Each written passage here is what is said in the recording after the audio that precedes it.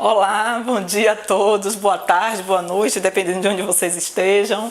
Hoje eu gostaria de começar esse vídeo agradecendo a tantas pessoas que estão interagindo conosco, né? Muita gente mandando suas mensagens, mandando e-mails, né? O pessoal aqui do Brasil, de várias partes do país, o pessoal de Angola, um beijo, um carinho para vocês. O pessoal do Japão também tem curtido bastante os nossos vídeos.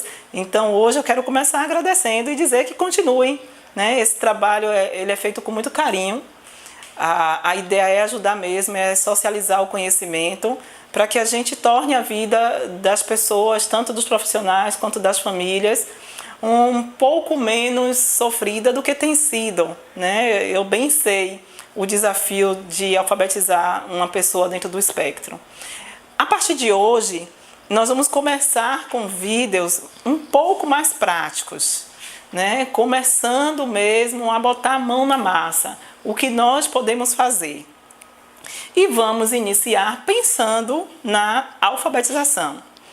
É muita angústia de todo mundo querer que a criança dentro do espectro leia, escreva, às vezes comparando com outros meninos da mesma idade.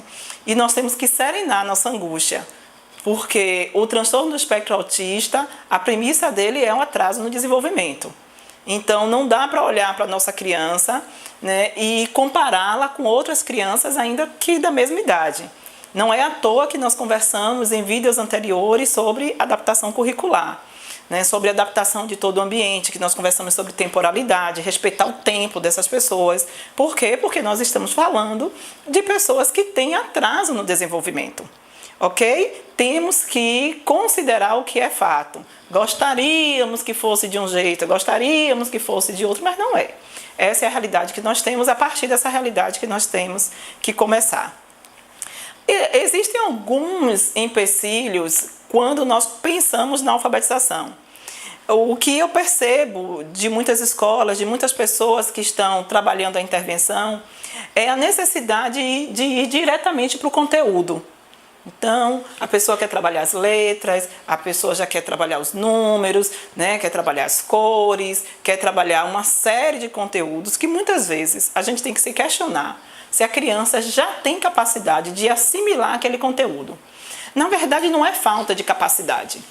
Verdadeiramente alguns precursores para adquirir esse conhecimento foram trabalhados. Na educação regular, com crianças neurotípicas, já dá para perceber que muitas vezes pulamos etapas que são extremamente importantes para a aquisição de determinados conhecimentos. Vamos trabalhar os números, vamos trabalhar os numerais, vamos fazer a relação de número com quantidade, isso é algo que precisa começar desde sempre. E vamos trabalhar a sequência. Então, muitas vezes a escola já apresenta, vamos trabalhar os números, 1, 2, 3, 4, 5, 6, 7, 8, 9, 10, né? E coloca lá a sequência. Mas, antes de trabalhar a sequência, foram trabalhados, por exemplo, a ideia de antes, de depois, de cima, de baixo, de esquerda, de direita, de maior, de menor, de mais, de menos, de grande, de pequeno. Esses são conhecimentos prévios antes de se trabalhar a sequência. Se você não trabalhou esse conhecimento previamente, para um menino depois entender sequência, é complicado, porque a sequência vai depender desses conhecimentos. A sequência primeiro vem um 1, depois vem um 2, depois vem um 3. Nós trabalhamos com os números ordinais, já foi trabalhado primeiro, segundo, terceiro, isso já foi explicado. Se isso não for explicado, como é que a criança vai saber o que é primeiro, o que é segundo, o que é terceiro? O que é início, o que é fim, o que é primeiro, o que é último? Então nós não podemos atropelar determinados conhecimentos. A nossa criança dentro do espectro traz alguns déficits que nós precisamos pensar e precisamos considerar na hora de montar o nosso programa de ensino para eles. Okay? Entre eles, todo mundo sabe da dificuldade de manter o foco visual. Então, foco visual é algo que nós precisamos nos preocupar. Porque se esse menino não mantém o foco, nem em você, nem na atividade, né, naquilo que ele está se propondo a fazer, como é que vai acontecer a aprendizagem? Então, esse é um trabalho que precisa ser desenvolvido antes de se preocupar com o conteúdo. Uma outra característica que nós precisamos desenvolver na nossa criança, chamada de atenção. Uma coisa aqui está relacionada com a outra. E a atenção, e mais ainda, a atenção compartilhada. O que é a atenção compartilhada? É aquela em que ele vai olhar para a atividade, em que ele vai olhar para mim, que ele vai prestar atenção no que eu estou falando, prestar atenção no que eu estou dizendo e trocar comigo. Esse é um tipo de atenção que a nossa criança normalmente não tem. Então, todo mundo fala da criança que saiu correndo, que não sentou. Então, como é que nós vamos ensinar a uma pessoa que não senta ainda? Precisamos buscar estratégias e formas e modos de fazer com que essa criança se acomode nesse lugar, nesse espaço, que preste atenção em mim, para que então eu comece a pensar no conteúdo que vou passar para ela. O processo de letramento, de aquisição de leitura e de escrita, ele é um processo cultural. Ele diverge daqui do Brasil, dos Estados Unidos, de Angola, do Japão. Os símbolos são diferentes, os valores culturais dentro de um próprio país. Então, aqui na região Nordeste, vai se falar o S de um jeito, o R de um jeito. Se você for para o Sul, Sudeste do país, é diferente. Então, muitas vezes, quando uma criança está aprendendo a escrever um nome, no Nordeste, o E é mais aberto, é mais fechado. No Sul, no Sudeste, ele já é mais aberto, né? Então, faz diferença isso na hora da alfabetização. Você está no Nordeste, falar a palavra porta é uma coisa, em determinadas regiões do país é porta, é outra coisa. Por quê? Porque o processo de escrita tem sim um reflexo cultural. Mas o processo de escrita é um processo de imitação. Você imita. E imitar é outra carência da pessoa dentro do espectro. Por isso que muitas vezes nós fazemos as brincadeiras de cantar uma musiquinha que pegue determinadas partes do corpo e a criança tem dificuldade de seguir. Então, se a criança não tem ainda nenhum processo de imitação adquirido, como é que você quer que ela leia, que ela escreva? Vai ser bem complicado.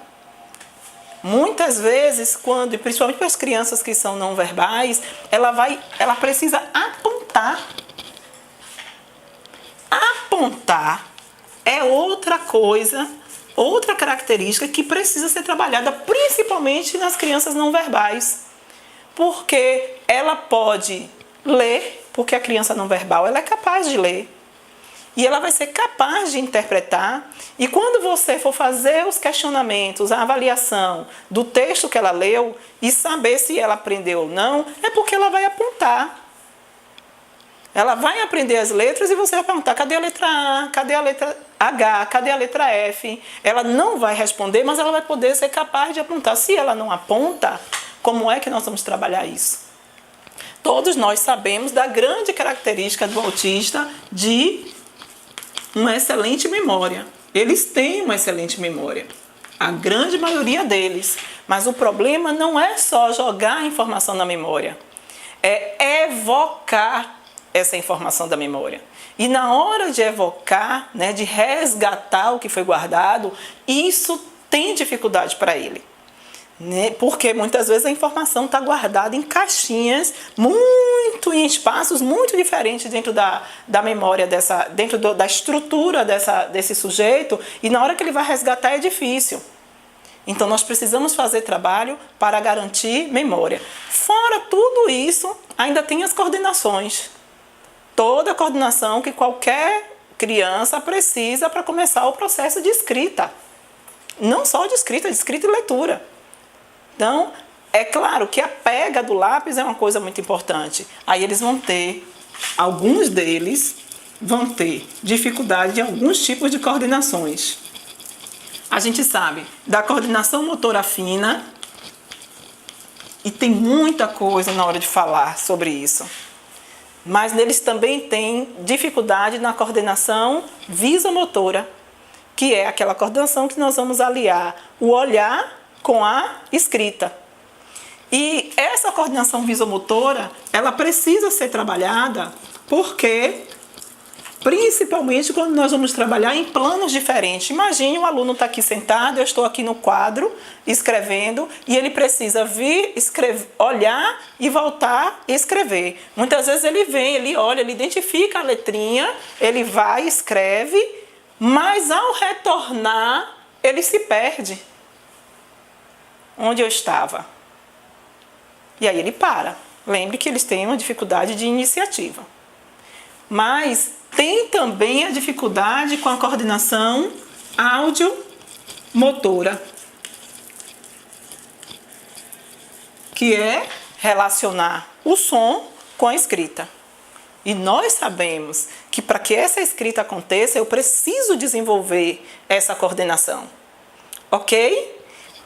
De cada item desse, nós vamos precisar explorar, fazer uma avaliação diagnóstica, perceber como o menino está em cada item desse, tem tantos outros que eu ainda vou trazer para vocês. A partir daí, a gente explorar, garantir que eles conseguiram já adquirir cada item desse. Só e somente só, depois de trabalhar tudo isso que nós vamos chamar de precursores, só depois de trabalhar os precursores é que nós vamos garantir que esse menino está apto para começar a atividade de aquisição de conteúdo. Ok? Então, nós já temos muita coisa já conversada, dividida, então tem muita coisa para pesquisar, muita coisa para estudar. De cada item desse, são muitas formas de se fazer. Então, nesse momento agora, dá uma paradinha, vai ler, pesquisa, estuda. As próximas aulas eu vou trazer algumas formas práticas da gente trabalhar cada item desse, pensar nos joguinhos, pensar em atividades que não sejam só de mesa, atividades lúdicas, atividades que trabalhem com o corpo e que possa garantir esses conhecimentos para a gente passar para a nova fase, ok? Estou aguardando de vocês o retorno, mandem mensagem para mim, dúvidas que tiverem de como fazer, coisas que vocês leram que não sabem ou ficaram com algumas dúvidas. Vamos construir esse conhecimento juntos, fazer essa troca de saberes juntos, ok? Manda mensagem para o meu Facebook, Patrícia Teodolina, aqui no canal do YouTube e para o meu e-mail, patriciateodolina@gmail.com. Espero ter contribuído. Um beijo em todos os corações e até a próxima.